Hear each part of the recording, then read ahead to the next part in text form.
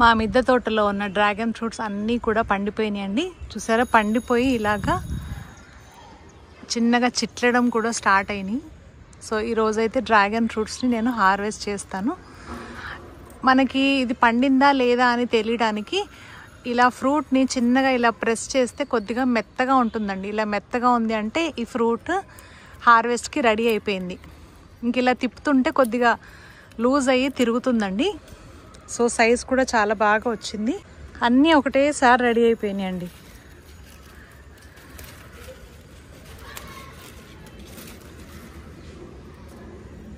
అన్ని మొక్కలకి వచ్చిన డ్రాగన్ పళ్ళు అయితే చక్కగా పండిపోయినాయి. అన్నీ ఒకటేసారి హార్వెస్ట్కి ఉన్నాయండి. ఇంకా అటు లోపల కూడా ఉన్నాయి. ఇక్కడ ఈ మొక్కకి ఉన్నాయి. దీనికి మళ్ళీ అక్కడ పైన చూస్తారా ఫ్లవర్ వస్తుంది. ఇక్కడ ఇంకా ఈ మొక్కకైతే డ్రాగన్స్ రెడీగా ఉన్నాయి. అలాగే ఫ్లవరింగ్ రావడం కూడా స్టార్ట్ అయింది.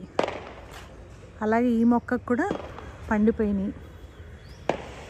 దీనికి కూడా అంతేనండి, చిన్నగా బడ్స్ వస్తున్నాయి. ఇంకా అలాగే ఇక్కడ ఫ్రూట్స్ హార్వెస్ట్కి రెడీగా ఉన్నాయి. అలా ప్రతి మొక్కలకు కూడా హార్వెస్ట్కి అయితే రెడీగా ఉన్నాయండి. సో ఈరోజు అయితే అన్ని డ్రాగన్ మొక్కల నుంచి నేనైతే హార్వెస్ట్ తీసుకుంటాను. డ్రాగన్ ఫ్లవర్ డ్రాప్ అయిపోతుంది అంటే కలర్ ఈ విధంగా డ్రాప్ అవుతుందండి. కొద్దిగా ఎల్లో రెడ్ షేడ్లో ఉండి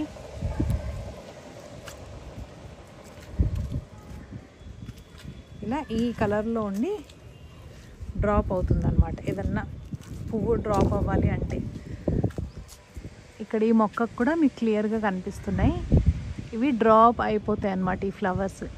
కానీ ఇక్కడ చాలా వెరైటీగా అది ఒక బనానా ఎల్లో డిఫరెంట్గా వచ్చిందండి.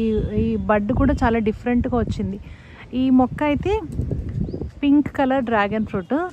పింక్ డ్రాగన్ ఫ్రూట్కి ఎప్పుడు కూడా ఇలా వస్తుంది మొగ్గ. అంటే ఇలాగ పొడుగ్గా ఇలాగ రెడ్ కలర్ ఇలా ఆకుల్లాగా వస్తాయన్నమాట. కానీ అది చాలా గుత్తుగా ఉంది.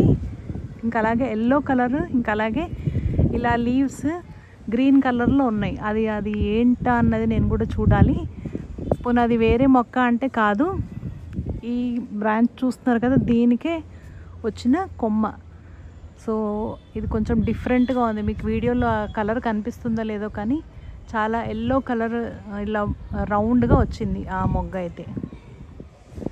మా మిద్దె తోటలో ఈరోజు ఇన్ని డ్రాగన్ ఫ్రూట్స్ అయితే హార్వెస్ట్ చేసుకున్నానండి. చాలా మటుకు ఫ్లవర్స్ వాడిపోయిన తర్వాత నాకు అందిన పూలన్నీ కూడా తీసేస్తాను నేను. అందని దగ్గర మాత్రం కొన్ని అలాగే ఉంచేస్తాను.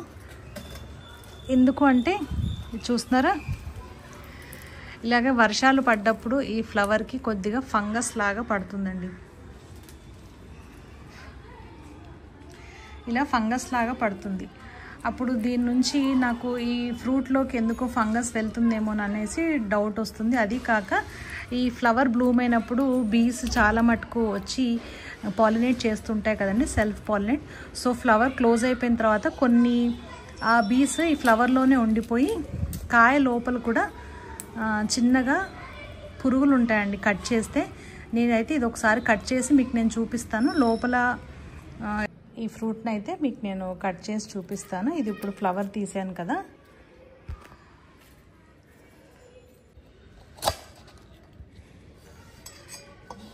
మంచి పింక్ కలర్. అసలు ఎంత బాగుంటుందోనండి, టేస్ట్ కూడా చాలా బాగుంటుంది. వైట్ కన్నా ఈ పింక్ కలర్ టేస్ట్ అయితే చాలా బాగుంటుంది. ఇది చూస్తారా, మంచి పింక్ కలర్లో ఉంటుంది ఇది. సో దీనికైతే ఎలాంటి పెస్ట్ లేదు లోపల. ఇటు కూడా కట్ చేసి చూద్దాం. సో దీనికైతే పెస్ట్ ఏమీ లేదు, చాలా బాగా ఉంది. సో మా మిద్దె తోటలో ఉన్న పింక్ కలర్ డ్రాగన్ ఫ్రూట్ అండి ఇది.